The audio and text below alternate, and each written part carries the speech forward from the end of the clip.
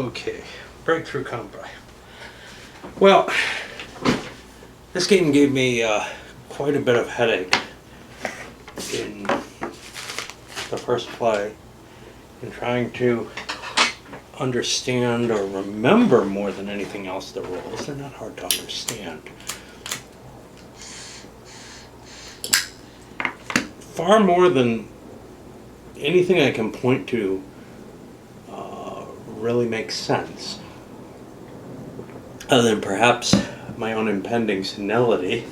But I can look at a few things and say the way the rule book is organized, the way the references or lack of are in it, it doesn't help.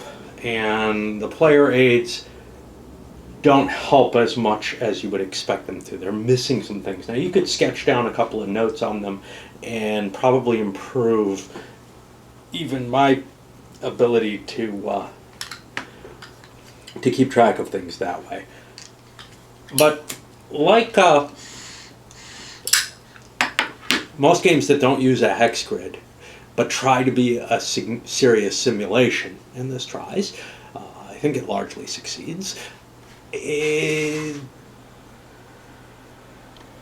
As soon as you start moving to area maps, there's always going to be these really weird little things that are new, that don't build on everything else you've seen. Now maybe if you've played a lot of the Area Impulse games, I've only played one way back, Storm over Arnhem, maybe some of the concepts here are familiar, but I have a feeling a lot of them are very, very specific to this game, to the World War I atmosphere, the defensive bonuses and the special case defensive bonuses, special cases regarding tanks all getting fatigued essentially in battle, etc. So there is a lot of, or there are a lot of little case pieces like that that you have to kind of really either play a few times to get them down, I think, or be a lot better at, remembering all the little stuff, or have a crib sheet, or if you're one of those players who can follow the rules each time through, every time you do something until you feel like, yeah, we know it now. And I've played with guys like that. I find it completely obnoxious to, be playing with somebody who's doing that opposed. It's just not my style at all. But it certainly would help you capture and understand these rules. The problem is there is no easy sequence chart or something like that to follow. No little flowchart type thing, which some games like Vietnam had. Much more complicated game though. Okay. So the first time I played it was just horrible in terms of capturing, I think, the flavor and the correct play or anything in the game. But by how scrambled it kind of was, I ran into some weird little edge cases in the game that kind of worry me in terms of long-term play. We'll touch on a couple of those. One of them is that I managed to take out the German main reinforcement section, which is down here. I managed to take both sections of it with the Brits. I managed to take a lot more because I was cheating heavily for them, but I managed to take those two areas, and the rules as written say, hey, the Germans don't get their reinforcements. I don't think that's a bad deal. However, on Board Game Geek, somebody asked the question about that. Hey, that seems a little harsh, right? The Germans lose really their capacity to ever counterattack. Now, my hand-waving explanation is, look, the British have advanced so far there, the rest of the line is keeping up with them, off to their right flank. The German units that would have been reinforcing there are actually being forced to hold the now expanding line. Okay, that may be a little weak here. But the point is that there is a standard rule in place for what to do when your entry zones are covered And in this particular, and in any case, it's you withhold the reinforcements until you can bring them into the area. Well, that area would never be cleared within reason, because the Germans needed the troops that they had for the counterattack that come in there. They have a large portion of troops there. That's one of the edge cases.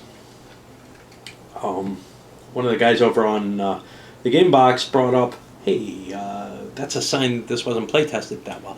I'm not sure that's the case. If you handed this to game breakers, who are the kind of people who would find that, right?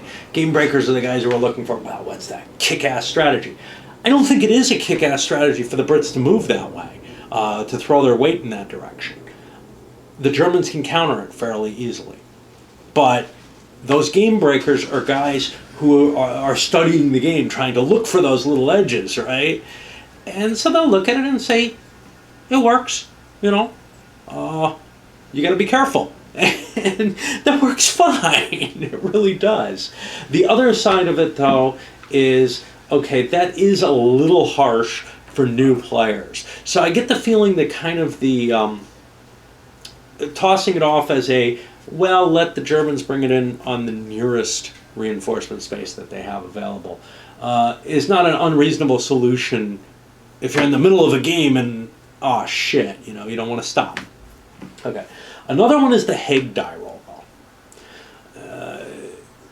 It's possible, if the British are doing quite well, that they would rather fail the Hague roll than succeed in it and end the game early. I don't know how big a deal that is either, because if the British are doing that well, they're probably going to be doing well enough to win the game come turn 26 or whatever. But I think actually that they can sleaze a victory. I think you get the end game victory conditions, which are a little easier. So you might be able, let's see. It's going to be here. Oh, a final victory check is made, C13.2, which is hard to tell. Because that's the basic game victory check. So no, you wouldn't get any bonus there. The British, you get a 1 point bonus. There is one edge case where the British have 20 points where they want to fail the Hague roll. In that case. But what's weird is if you're playing the campaign game, the victory points aren't 20 points at the end of the game. They're actually 16. But I would say it depends on something. I'm not sure what. Like, if the Hague failure happens in the first part of the game, I don't mind if the Brits only win if they have 20 or more. But what if it happens in that second part? Because it can. Hague can call off the offensive and stop the game as the Germans are counterattacking. I don't think that the game was really designed with the German counterattack part integrally played out that much. I think the real main playthrough is that base game. So that probably is how that might have slipped in, where there's sort of a disparity there. And it's not easy to figure out what the answer to that might be. Trying to remember, I think there was another issue that I had. Oh yeah, so there's a couple of things that are in no way game breakers, and in no way really throw off the competitive side of the game, but they leave me with a couple of questions as I'm sitting here trying to think of this as a simulation. Like I said, it mostly succeeds. I think it captures very nicely the trench warfare situation without the tanks involved, with one exception. Cav is too goddamn powerful. A big stack of Cav, you can throw a bunch of Cav into a force, and it is really, really potent. I wanted to look that up a couple of times, but every time I look at the combat rules, every unit adds a strength. Every fresh unit adds a strength point to the assault. You know, maybe it says something different. That's on the chart and where I was looking in the rule book. Maybe there's someplace else where it doesn't say that. Or maybe it says something like Cav can't participate in assaults, which I don't think is the case. But basically, you could build up one division of infantry and a couple, I don't know, I'm not sure what they would be. I don't know if they're divisions or what the hell they are. But 6 units of Cav, and you have a humongous force that goes in with a lot of ability to dislodge the enemy. Just as much as if you sent 9 infantry units in. In fact, more, because you don't have the divisional integrity penalty. So somehow this Cav is better at rooting stuff out of the trench lines and even the temporary defenses, because we're not really talking about Cav breaking through and cutting off the opponent. There really wasn't battle Cav used in World War I. Even in a breakthrough, you might use it for some routing units, but that's not the feeling you get here. You get the feeling that there's like this defensive line forming again, and then this huge horde of Cav is coming with the infantry, and that feels real wrong. Another thing that feels really wrong, well, that feels a little wrong to me, is the impulse abstraction of time. Now, that may just be my personal problem with abstracting away time. I've had that problem in a few games. I mentioned a couple here. Men of Iron, I mentioned, I know in the videos, with its, turns that could be just one or 2 units on each side fighting the entire battle out, and everybody else is just sitting there doing nothing. And you just kind of feel sometimes that that's a little too much, but at least it's a medieval battle in which sometimes you did have forces withholding themselves from the battle for a long period of the battle and then coming in to deliver the final coup. But in this game, what you have is this impulse structure that seems to impose a rigid order on the different activations that take place in the game, where such an ordering doesn't really make sense. There might be periods where one force in the center or on a flank is pushing hard and the others are not, but in general, an offensive like this was across the sector, everybody's up and over and going in. Whatever the offensive was, it was usually fairly broad based, and it wasn't oh yeah, we'll punch here. Okay, they made it partway through the trench line. All right, tell them to stop now. These guys go forward. It feels almost like a chess game in terms of, yeah, I'm gonna move my knight now. Now I'm gonna move my pawn. It's like, and that really kind of strikes me. The other game that really bugged me that had abstraction of time was completely not a war game. High Frontier by Eklund and Sierra Madre. When you start screwing with time, for me, you start really kind of getting at the basis of my understanding of reality, and that really kind of undermines my ability to accept something. Even though the abstractions probably are no worse than other abstractions that are pretty common across war games, and maybe this one, with the time abstraction, is somehow catching something else, like the localized assaults that do happen. I'm not saying they don't. I'm just saying the whole structure shouldn't just be localized assaults. But if you're going to simplify a system to the point where it's easily playable, once you memorize all the rules, because you can't find them otherwise, then I'm not sure that abstracting time is worse in general. It's just that it bugs me more.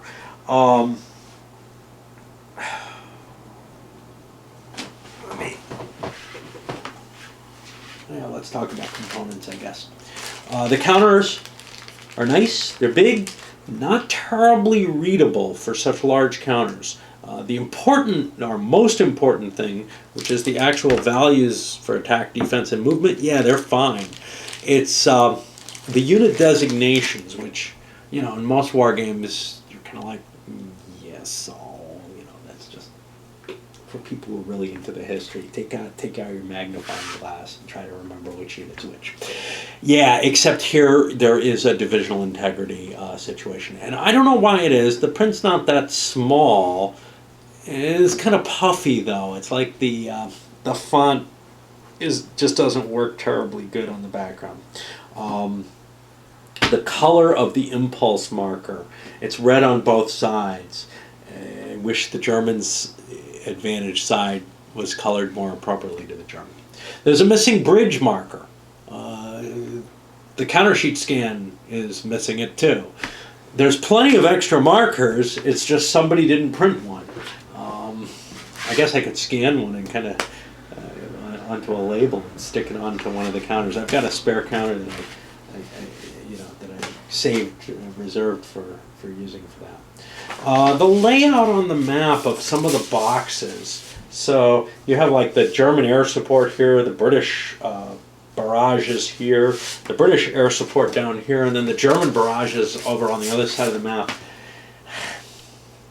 Be nice to localize those. I know there's kind of this white space, and try to keep things from getting too crowded. Make these big enough. If you made it a little smaller, they could fit down these columns or whatever, but it might look too crowded. I don't know.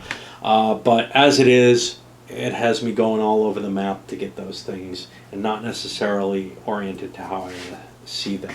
The player aid charts. Well, the reinforcement and setup charts are very good. I'll give you that much. Reminds me of old age stuff. But the player aid charts, and it's nice, you get two of them, one for each player. They have most of the information that you kind of need. They have a little bit of stuff that I think is lower value, though, than some stuff that they left out. And some of that stuff they left out, I feel like I kind of just, I was ignoring in the first play, because it wasn't on the player aid where it belonged, such as, you know, the modifiers due to the terrain in terms of the casualties, such as there was something else. The number of dice that you use for different actions, whether it's a barrage. And you know, I think I did the barrages with 2 dice when I should have done 1 on the second play. It doesn't make that much difference. Basically, the barrages have a linear relationship, which means no matter what, you're going to get a bell curve relationship, because you're rolling 2 dice or 4 dice essentially to generate 1 die on each side or 2 dice on each side. It's just how smooth a bell curve you end up with. And the assaults tend to be more predictable, but in terms of the mean, and clustering around that, but they have more extreme results than the barrages do. Kind of like, I'm not sure any of that makes sense any which way, but I'm not sure it doesn't. I'm not sure there's a great rationale for using different dice for the different actions in that case. Oh la la. What else? The sequence of play, that can be expanded a good deal to give what actually happens in it, because basically you don't need this. What you need is a little bit more. The special things that happen in the dawn phase, the special things that happen in the night and end phase, and maybe the ordering of an activation. That, if it was fully spelled out, though, would probably take a whole column. And I don't think you can remove a whole column from this. The only thing that I see that kind of could be removed easily is the tank refit die roll. I think that's fairly well explained in the rolls, but that may just be me capturing it. Different damage to different types of units based on whether it's an artillery barrage or an assault. That's, again, I think it correctly handled in terms of a simulation side of things, but a hard to remember type of aspect. It is spelled out on the player's aid, though, so that's not too bad. Let me look to make sure I haven't unplugged accidentally, and I have. So we got power problems here. No, this is not going to be good. Okay, we'll try to talk quickly. Oh, there we got our power back. Okay, we'll try to talk quickly anyhow because it could run out at any point. Well, let's look at the sequence of play and some of the aspects in it and see if there's something that I terribly missed here. So one thing you've got to worry about is the overall flow of the play. The Brits have a lot of power at the beginning. They have these big tank units that start wearing down as they go. They have their infantry, which if they start using that as their point units, really wear down because they don't recover. The tanks at least recover. But the Brits have a lot of potential, and there's not a lot of German pieces on the board. And they can kind of push forward, and they have the advantage of the armor. One problem that I have is if the German counterattack comes, they're going to have a bunch of artillery. They have some high factor units in terms of attack factor. The Brits do too, though. They don't have something like something that represents the infiltration tactics. And some of the units that were brought into this sector were among the first of the infiltration units coming back from the east, where the tactic was really, not perfected, but kind of developed into a full-scale thing. And essentially, that should allow the same kind of, maybe not an overrun is the wrong word, but the same kind of penetration ability and dislodging the British capability to hold a defensive line, or the Allied capability to hold a defensive line. At least it showed that during the 1918 campaign. And it showed it on the East Front. I'm not terribly familiar with whether or not they actually were effective in Cambrai, but my gut tells me they should be able to do something a little bit like tanks do. However, the Germans have a bunch of firepower at that point. They have a bunch of units. They get a fresher recovery rate, or a stronger recovery rate, so it may not be that big a deal. It may be that the core system does handle things well enough. Then again, it may not. Not having seen the German offensive really ever take place, I can't really speak to that. I also can't speak to the balance. An impression that I get from it, from the second play especially, is that this is a game that is a fun puzzle for the British. At least the basic game is. Of, okay, how do I keep Hague from ending this before I get where I need to go? And, what is sort of my best attack routes? Is it that FG route to shut down the reinforcements? Is it straight up the middle? I probably can't get far enough to get the breakthrough victory, the auto victory, or do I go for Hague's goals? And each of them has its advantages. You can't ignore Hague. You have to succeed in at least one of his goals, or you will fail automatically at about the same time I did.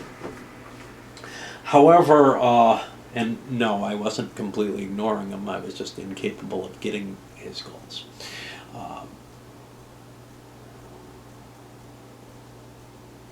However, the more you follow Hague's goals, the less likely you're going to be in a position to either be strong for the rest of the game by taking the FG sectors, or to punch your way through for an auto victory, the way I tried to do. I think the auto victory is something of a chimera. I don't think you can get that unless you get very, very, very lucky, and you're very clever at the same time. I think you have to count on the scenario lasting beyond a few turns if you're not going to lose it, in which case you had better grab all those Hague locations if you can. All right. So it's kind of odd that the Germans just get all their garrison units back each turn. Maybe not so much. The feeling here is, what's odd is not that they get them back, but that they can't kind of dismantle them at will. Because if they take losses, they can build a defensive line where they want it. But if the British kind of just pin down some defensive locations, those garrisons can be damaged, pretty much useless. They are preventing a British advance, but the Germans may not want them there anymore. They may tie up counters that the Germans need on another sector of the front in order to prevent the British from just kind of slamming their way through.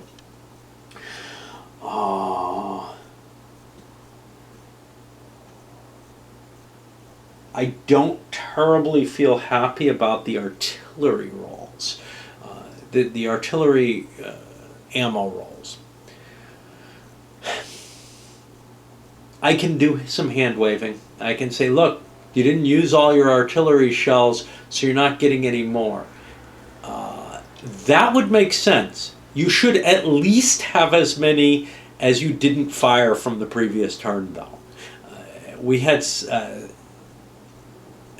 situations where the Brits, say, had a pile of artillery that would have been available the prior turn, and it all gets discarded, and then they didn't get a good roll, and now they have less than they demanded for the prior turn. That just doesn't quite work. And I mean, you can house rule this stuff and try to make sure that your conception of reality fits what your rules for the game start portraying. But if you don't want to tinker a lot with the game, if you don't want to make it your own, that can be disturbing. Another factor is that whole British puzzle where they get all the kind of cool decisions and hard choices and everything. And it's not like the Germans don't have anything to do. But in the base game, at least, it almost feels like you're playing a solitaire game where you might want to play two of the base games because, quite honestly, the German player isn't going to get to do much in the basic game. In the advanced game, I have the feeling he probably won't get to do much either. It's not to say he doesn't have a good chance of winning. It's just in either of them. Although if it is a puzzle game, as it appears to be, it may be that the British puzzle can be solved, must be solved, in order for them to have a chance to win. But then either they might have a slight advantage, or much worse, after you solve that puzzle, you have an evenly balanced game. In which case, it's very easy to play the Germans, and, well, maybe easy to play the British once you have that puzzle solved.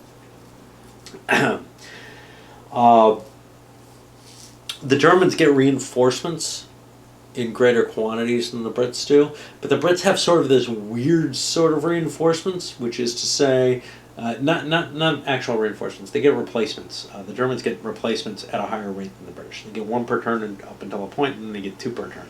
The Brits, at the same point, get only one per turn after that point. They get nothing before that. And their one per turn is limited. They have to have it back in one of, I don't remember, but they've got a pretty limited number of places they can do it. And the only way they can manage to get units from the front to where they can recover is to use this special swapping rule for their reinforcements. Which ends up scattering your commands all over the place and making a mess, which is weird. Let's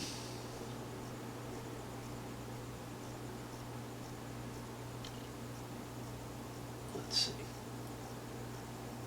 So anyway, the Germans have this higher replacement rate, but the Brits have the tanks, which sort of recover on their own magically, maybe, and then they also have the cav, which they can exchange for infantry. I thought that was a good idea the first time I played. I'm like, well, infantry's good stuff, right? It's the stuff you need to fight these battles. Yeah, except it turns out the cav's better left mounted. Even defensively, I think it's better. Let me make sure. I'm not positive of this, but I do believe that they count. Yep. The defensive units just have to be fresh units. Nothing about them being infantry. Which means that your cav is as good as anything else as long as you have something decent up there as well. And that's a little funky, I think. Well, overall, I don't think it really meets the requirements of a good competitive game, just because most of the play is on the one player. It is almost like a solitaire puzzle game. It almost feels like I'm playing a VPG, States of Siege type game or whatever. Not necessarily, but where one of the players has these really hard decisions and the other guy's kind of like, well, I can cover that. There is the potential, though, for the Germans to do some localized counterattacks. They're just strategically on the defensive and don't have as many interesting choices to make. In terms of as a simulation, I got a lot of little gripes that kind of add up. And then when you add the rules factor, it almost feels like, geez, wow, what's good about this game? But what is good is it was kind of a lot of fun. Not when I was going through the headache of the rules, but when I just was able to, once I had the rules mostly internalized, was able to just play it, it was a kick. It really was. And that's enough for me in a lot of ways. But it's a funny kind of kick, It's more to do with the narrative and what's going on and everything than any kind of simulation value. And of course, for me, talking about the competitive value is tough. It's hard to translate what my view is into what would really appeal to a competitive player. It's certain that both players will have hard choices at times. And if you don't mind hey, one player's got harder choices and is going to be strategically on the offensive for the entirety of the base game at least, and probably the whole game, because I think it's going to end early one way or another with the campaign game most of the time. Well, that's not a big deal. I'm not convinced that one way or the other about the balance of the game. But there's a bidding mechanism in there which focuses on the artillery pieces, I think, that you get each turn. Which is a little weird because it's harder to grasp in your own head how much. Yeah, you get an extra number of artillery points saved up based on your bid. It's not necessarily clear how much that fits in, but if two people kind of get a solid, hey, this is how good, how close I think the game is, the bidding mechanism will work pretty well, I think, still. Anyway, there's a few errata, and glossy rules, which mean that I have to write on it with indelible ink because a pencil won't work. Yeah, I don't know. Mixed feelings. I think this is a game that I would get a big kick out of playing again with, especially opposed. But it's kind of hard to recommend it as a simulation, and from my kind of offbeat stand in terms of strongly competitive games, it doesn't match the things that I'd be looking for in a strongly competitive game. Now, if you've got one person who's much stronger on the game and one who's, learning it, that might be a fun situation, because I feel like the German player, other than make sure you don't lose your reinforcements, doesn't really have too many things to really, really have to overthink, at least for a long time in the game. Whereas the Brits really have to figure out how the hell to get around whatever it is the Germans do. Whatever they do is going to be a pain in the ass for the Brits. All right, let's send it up. And I don't know whether or not we're going to be videoing the next thing I do. It'll be related to something we're videoing, but we'll see.